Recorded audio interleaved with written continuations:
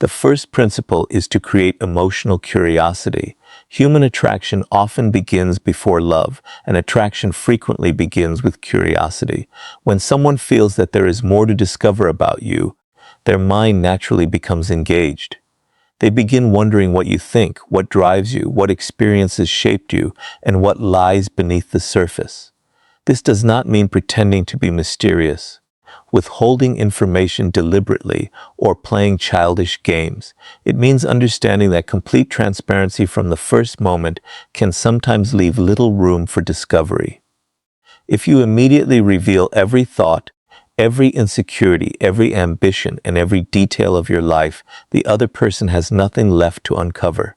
There is power in allowing another person to discover you gradually. Let your actions reveal qualities that your words do not announce. Instead of telling someone that you are confident, demonstrate confidence through the way you carry yourself. Instead of explaining that you are passionate, let them see the energy you bring to the things that matter to you. Instead of constantly seeking their attention, remain engaged with your own life. This creates a natural sense of depth. Robert Greene's ideas often emphasize the psychology of perception, and one important lesson is that people are rarely attracted to what they completely understand immediately. The imagination becomes involved when something remains partially unknown. The mind fills the gaps, creates possibilities, and begins investing emotionally. But there is a crucial difference between mystery and deception. Deception eventually destroys trust. Healthy mystery simply means that you have enough depth that another person cannot understand your entire personality in one conversation. Do not rush to prove yourself. Do not constantly explain why you deserve someone's attention. When you feel secure in your own identity, you allow people to experience you rather than forcing them to accept a carefully constructed image. Speak when you have something meaningful to say. Listen when the other person is revealing themselves. Let conversations develop naturally instead of desperately trying to impress. The strongest curiosity comes from authenticity combined with depth. Have interests that exist beyond romance. Develop ideas, skills, goals, and experiences that make your life meaningful even when nobody is watching. When someone realizes that there is an entire world inside you that they can gradually explore, attraction can become more powerful. You are no longer simply another person asking to be chosen. You become someone whose presence creates questions, possibilities, and genuine interest. That is where emotional curiosity begins. The second principle is to make someone feel genuinely seen. Attraction becomes deeper when a person feels that you understand something about them that most people overlook. In a world where everyone is competing to speak, impress, and receive attention, the person who knows how to truly listen becomes unusually powerful. When someone talks to you, do not merely prepare your next response. Pay attention to their words, their pauses, their expressions, and the emotions hidden beneath what they are saying. People reveal themselves constantly, but very few feel truly understood. There is a difference between listening and waiting for your turn to speak. Real listening requires curiosity. Ask yourself what the person is actually trying to communicate. Perhaps they tell you about a difficult experience, but beneath the story is a desire to be respected. Perhaps they describe an achievement, but beneath the achievement is a need for recognition. Perhaps they joke constantly while quietly protecting a vulnerable part of themselves. When you notice these layers, your conversations become more meaningful. Do not turn this into a psychological trick. The objective is not to study someone's weaknesses so you can control them. It is to understand them well enough that your presence feels safe, interesting, and sincere. People naturally remember those who made them feel comfortable being themselves. One of the most attractive things you can do is remember details. If someone mentioned a goal weeks ago, remember it. If they told you about something important to them, ask about it later. If they have a passion that others dismiss, show genuine interest. These small moments communicate something powerful. I was actually paying attention. That feeling can create emotional closeness far more effectively than expensive gifts or exaggerated compliments. At the same time, avoid becoming an excessive people pleaser. Making someone feel seen does not mean agreeing with everything they say. In fact, genuine understanding sometimes requires honesty. You can appreciate someone's feelings while maintaining your own perspective. This balance communicates respect rather than submission. The deepest connection develops when two people feel recognized without feeling judged. Give the other person room to reveal both their strengths and imperfections. Do not immediately criticize their fears, ambitions, mistakes, or contradictions. Instead, become curious about the person behind them. When someone realizes they can speak honestly around you without constantly performing, emotional intimacy begins to grow. This is why being memorable is often less about what you say and more about how deeply you pay attention. People may forget clever lines, impressive stories, or dramatic gestures. They rarely forget the person who made them feel understood. When your presence becomes associated with that experience, attraction can naturally deepen into something far more meaningful. The third principle is to build a genuine emotional connection. Attraction can begin with appearance, confidence, mystery, or chemistry, but lasting feelings usually require something deeper. People become emotionally attached when they associate another person with meaningful experiences and emotions. If every interaction remains superficial, the connection may feel exciting for a moment, but disappear just as quickly. Emotional connection gives attraction roots. This begins with creating moments that have emotional significance. Instead of constantly trying to impress someone, focus on experiencing something together. Talk about dreams, fears, ambitions, childhood memories, unusual experiences, and the lessons you have learned from difficult moments. These conversations reveal dimensions of personality that ordinary small talk cannot reach. When someone shares something personal and discovers that you listen without immediately judging them, trust begins to develop. However, emotional connection does not mean revealing your entire life immediately. Vulnerability has power when it develops naturally. If you expose every insecurity during the first conversation, you may create intensity without creating genuine trust. Allow intimacy to develop gradually. Share something meaningful, observe how the other person responds, and allow them to decide whether they want to reveal something in return. Mutual vulnerability creates a feeling of emotional reciprocity. Your emotional presence matters as much as your words. If someone is excited, allow yourself to share their excitement. If they are disappointed, do not immediately rush to fix everything. Sometimes people need someone who can simply understand what they are feeling. Emotional intelligence means recognizing the moment instead of responding automatically. There is also an important principle of emotional contrast. If every interaction is predictable, people eventually stop paying attention. Healthy relationships contain laughter, serious conversations, playful disagreement, quiet moments, adventure, and reflection. These different experiences create memories. The goal is not to manufacture emotional instability, but to allow the relationship to contain the full range of human experience. Never confuse emotional connection with manipulation. You should not intentionally create jealousy, insecurity, fear, or dependence simply to make someone attached to you. Those tactics may produce obsession, but obsession is not the same as love. Real connection gives both people greater freedom to be authentic, not less. Your goal should be to become someone with whom meaningful experiences are possible. When the other person feels relaxed enough to laugh, safe enough to be vulnerable, inspired enough to dream, and respected enough to disagree, something powerful begins to happen. They stop experiencing you as merely another individual seeking their attention. They begin associating your presence with a richer emotional world. That is where attraction can transform. The person is no longer responding only to your appearance or your words. They are responding to how they feel when they are with you. And when those feelings are built on authenticity, trust, respect, and shared experiences, The connection has a foundation strong enough to develop naturally rather than being forced into existence. The fourth principle is to maintain your own value and independence. One of the most common mistakes people make when they become attracted to someone is that they slowly abandon their own identity. Their attention becomes centered on one person. Their schedule changes around that person. Their goals become secondary. They begin measuring their worth by how much attention, affection, or approval they receive. What began as attraction becomes emotional dependence. And once you lose yourself in the pursuit of another person, you often lose some of the qualities that made you attractive in the first place. A person with a strong sense of self carries a different kind of presence.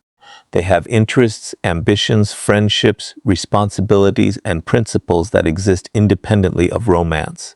They do not need another person to give their life meaning. This does not mean becoming cold or distant.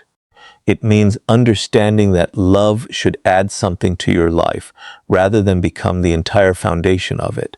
There is a psychological reason independence can strengthen attraction.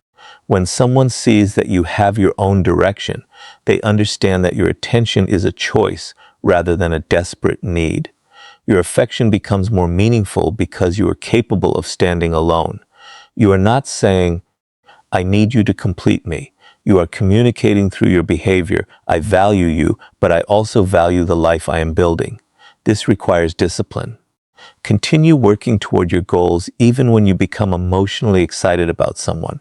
Maintain your routines. Spend time with friends and family. Develop your skills. Read, exercise, create, travel, learn, or pursue whatever genuinely makes you feel alive. These activities do more than make you appear interesting. They make you interesting because you continue expanding as a person. Do not confuse independence with deliberately withholding affection. Some people hear advice about maintaining value and immediately begin playing games, responding late on purpose, pretending not to care, disappearing to create anxiety, or refusing to communicate honestly. That is not independence. That is manipulation. Real independence does not require performance. You can be affectionate and still have boundaries. You can care deeply without abandoning yourself.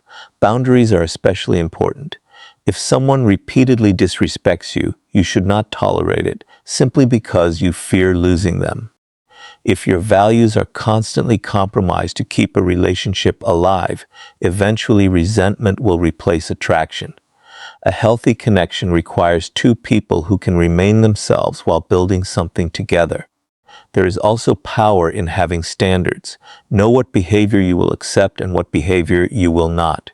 Do not chase someone simply because they are attractive. Ask whether they are compatible with your character, values, and future. Attraction can make you focus on winning someone, but maturity makes you ask whether the relationship is actually good for both people. When you maintain your independence, you also remove unnecessary pressure from the relationship. You no longer need every conversation to prove that the other person loves you. You can enjoy their company without constantly demanding reassurance. You can give affection without keeping a mental scorecard. You can walk away from situations that damage your dignity. Ultimately, the most compelling version of you is not the version desperately trying to become irresistible. It is the version that has a life, a purpose, standards, and emotional stability. When you remain grounded in who you are, another person's love becomes something you can genuinely appreciate rather than something you must possess. That difference creates healthier attraction, deeper respect, and the possibility of love built on choice instead of dependence. The fifth principle is to understand the power of absence without turning it into manipulation. When people become attracted to someone, they often make the mistake of trying to increase closeness as quickly as possible. They send constant messages, demand immediate replies, arrange every possible meeting, and attempt to remain permanently present in the other person's mind. They believe that more attention will automatically create stronger feelings, but human emotions do not work so simply. Sometimes, constant presence can remove the very space in which desire develops. Absence creates an opportunity for the other person to experience your absence. When you are always there, your presence can become ordinary. When you have your own responsibilities, interests, and life, there are natural periods when you are not together. During those moments, the other person has an opportunity to reflect on the experiences you shared. They may remember a conversation, a laugh, a particular moment, or the way they felt around you. That reflection can strengthen emotional awareness. But there is an important distinction between healthy space and calculated disappearance. Healthy space comes naturally from having a complete life. Manipulative absence is deliberately created to produce anxiety. Someone may ignore messages for days, disappear without explanation, or intentionally make another person jealous. These tactics may create uncertainty, but uncertainty should never be confused with love. A person can become anxious because they fear losing you, but fear is not the same thing as genuine affection.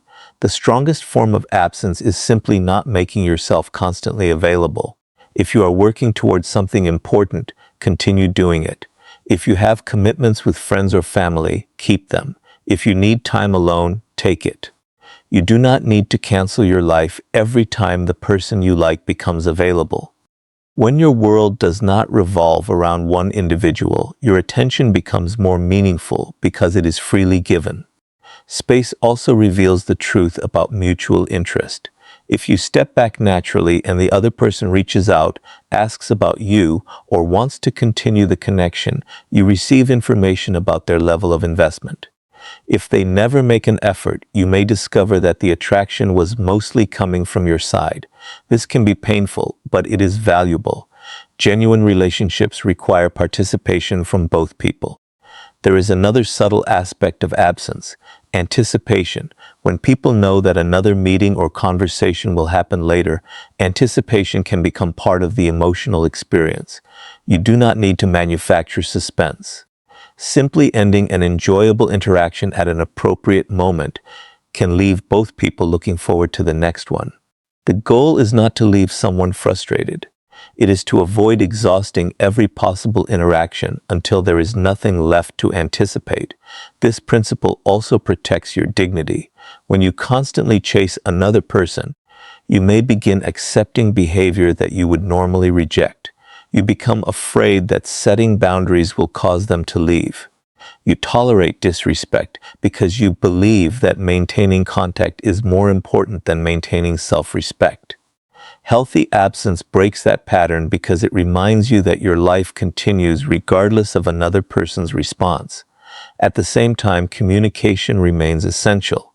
If someone matters to you, you should not intentionally create confusion simply to test them. If you are busy, communicate honestly. If you need personal space, say so. If you are interested, allow your actions to show it. Emotional maturity means understanding that attraction does not require constant contact, but it does require clarity. People often remember what they experienced emotionally during the moments they spent with you, not the number of messages you sent them. If your presence brings genuine warmth, curiosity, laughter, inspiration, or peace, a little natural distance can allow those feelings to become more noticeable. The person begins to recognize what your presence adds to their life because they occasionally experience life without it. The deeper lesson is that love cannot be forced through availability or controlled through disappearance. Give someone room to choose you. Let them miss you because you have a life, not because you are punishing them. Let them reach for you because they genuinely want connection, not because you created fear. When two people can move toward each other freely, without games or emotional pressure, attraction has the chance to become something authentic. Space then stops being a tactic and becomes part of a healthy rhythm between closeness and individuality, giving affection room to breathe while allowing both people to remain emotionally free. The sixth principle is to let love develop rather than trying to force it. This may be the most difficult lesson because attraction creates impatience. When you strongly desire someone, your mind begins searching for certainty. You want to know whether they feel the same way. You want faster replies, stronger affection, clearer commitment, and constant reassurance. But genuine love rarely follows the timetable of your desire. It develops through repeated experiences, trust, vulnerability, respect, and mutual choice. Trying to force the process can destroy the very connection you are hoping to create. There is a difference between creating conditions for attraction and controlling another person's emotions. You can become more confident, communicate better, listen deeply, develop your character, and create meaningful experiences. But you cannot command another human being to fall in love with you. Accepting this reality is not weakness, it is emotional strength. When you stop trying to control the outcome, you become more capable of experiencing the relationship as it actually exists, rather than constantly judging whether it is moving toward the result you want. One of the most attractive qualities a person can develop is emotional security. Secure people do not need to manipulate every interaction. They do not panic when someone takes time to respond. They do not interpret every change in tone as rejection. They understand that another person's feelings may fluctuate and that genuine relationships require patience. This stability creates an atmosphere where both people can breathe. Love also requires mutual vulnerability. If you want someone to know you deeply, you must eventually allow them to see more than your polished exterior. Share your thoughts, experiences, hopes, failures, and values gradually. But vulnerability should not become emotional dumping. It should be an invitation to mutual understanding. When both people feel safe enough to reveal themselves, the relationship moves beyond surface attraction and enters a deeper psychological space. Experiences strengthen this process. People do not only bond through conversations, they bond through memories. Exploring something new together, overcoming a small challenge, laughing at an unexpected moment, supporting each other through difficulty, or simply spending meaningful time together creates a history that belongs to both people. That history becomes part of the emotional foundation of the relationship. You should also observe compatibility rather than focusing exclusively on chemistry. Chemistry can be intense while compatibility is weak. Someone may excite you but consistently disrespect your boundaries. Someone may create powerful emotions but have completely different values. Someone may be attractive but incapable of communicating honestly. Love requires more than emotional intensity. It requires enough compatibility for two lives to coexist without one person constantly sacrificing themselves. This is where standards become essential. Do not become so focused on making someone love you that you forget to ask whether they deserve your love. Attraction can make you chase approval, but maturity makes you evaluate behavior. Does this person respect you? Do they communicate? Do they make an effort? Can you be yourself around them? Do their actions match their words? These questions protect you from confusing desire with a healthy relationship. There will also be moments when you must accept that someone does not feel the same way. This is painful, but attempting to overcome another person's lack of interest through manipulation only creates resentment and emotional exhaustion. Real confidence includes the ability to accept rejection without allowing it to destroy your identity. You can appreciate someone deeply and still recognize that love must be freely given. The fastest way to create the possibility of love is therefore not to chase harder, manipulate better, or perform some secret psychological trick. It is to become someone capable of creating a meaningful connection while allowing the other person complete freedom to choose. Be curious without being invasive. Be affectionate without becoming dependent. Be mysterious without being deceptive. Be confident without becoming arrogant. Give attention without abandoning your own life. Create closeness without suffocating the relationship. When these qualities come together, something important changes. You are no longer desperately trying to make someone fall in love with you. Instead, you are creating an environment where genuine affection can naturally emerge. The other person experiences your presence, discovers your character, feels understood, and has the opportunity to decide whether they want more. That freedom is essential because love that must be forced is not love at all. The strongest connection is one in which both people recognize the value of what they have, choose each other willingly, and continue choosing each other through trust, respect, curiosity, and shared experience.